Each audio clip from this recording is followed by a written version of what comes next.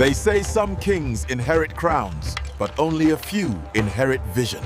Long before oil money, before banks, before billionaires, there was a kingdom in today's Ondo state where wealth was not dug from the ground, it was created by the hands of men.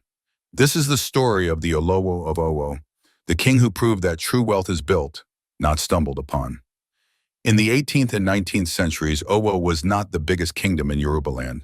It did not command the largest army or sit on the busiest trade route, but it had something far more powerful, a vision for value. The Olowo and his council understood one simple truth. If you want wealth that lasts, you don't chase what is rare. You create what is excellent. So instead of relying on conquest or forced tribute, the Olowo invested in people. He gathered the finest sculptors, carvers, bronze casters, bead makers, and textile weavers in the region. Then he did something remarkable for his time. He didn't just use their talent, he protected it. He gave artisans land. He gave them security. He gave them royal backing. Slowly, Owo became more than a kingdom. It became a center of excellence, a place where beauty turned into business and creativity became currency.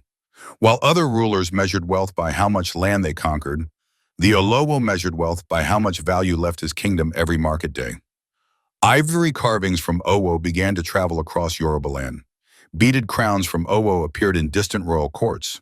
Bronze works from Owo reached kingdoms far beyond the forest belt. Instead of exporting raw materials, the Olowo encouraged finished products. Instead of selling tusks, he sold masterpieces. Instead of trading beads, he traded royalty. Each work carried the reputation of Owo, and people were willing to pay for that reputation. But the real genius of the Olowo was not just in making money, it was in circulating it. Artisans paid tribute not in blood or bondage, but in value, finished works, taxes, and loyalty. That wealth returned to the people through new workshops, training for young apprentices, better markets, and safer trade routes. Wealth didn't stay locked in the palace.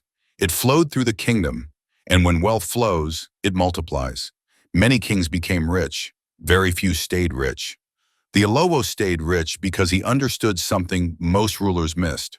Wealth built on force dies with force, but wealth built on skill lives beyond kings. So he built systems. He organized craftsmen into guilds where knowledge passed from generation to generation. When one master died, 10 more were ready to rise. He protected peace in his domain because he knew that creativity cannot survive in chaos. While other kingdoms lost prosperity to endless wars, Owo quietly exported beauty and imported stability. Trade relationships with neighboring kingdoms grew stronger. Merchants trusted Owo products because quality never failed. Over time, the name Owo itself became a brand. Then history changed, empires fell, colonial powers came, treasuries were looted. Yet the greatest treasure of Owo was never truly taken. Its economic wisdom. Today, artworks from Owo sit in museums across the world.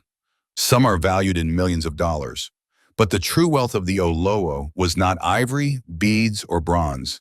It was the system he built, an economy based on creativity, dignity, and enterprise. He proved that leadership could enrich without exploiting, that power could build instead of destroy, that a kingdom could prosper without trading in human suffering. The Olowo of Owo did not chase fast money. He built lasting value. He did not rule by fear. He ruled by vision. And centuries later, his lesson still stands. True wealth is not what you take from people. True wealth is what you help people create. That is the story of the king who turned creativity into currency and made Owo a name time could not erase. Estimated modern-day value of the Olowo's wealth. Because the Olowo's wealth was tied to art production, trade systems, land, and royal tribute, it cannot be calculated like a modern bank account. But using today's value of royal art collections, now worth tens of millions of dollars, a kingdom-wide artisan economy, control of regional trade and taxation, historians estimate that at his peak, the Olowo's economic power would be equivalent to about $300 million to $600 million today, and possibly more if the full value of Owo's historic artworks were counted. In modern terms, the Olowo of Owo would stand not just as a king, but as one of Nigeria's earliest homegrown economic visionaries.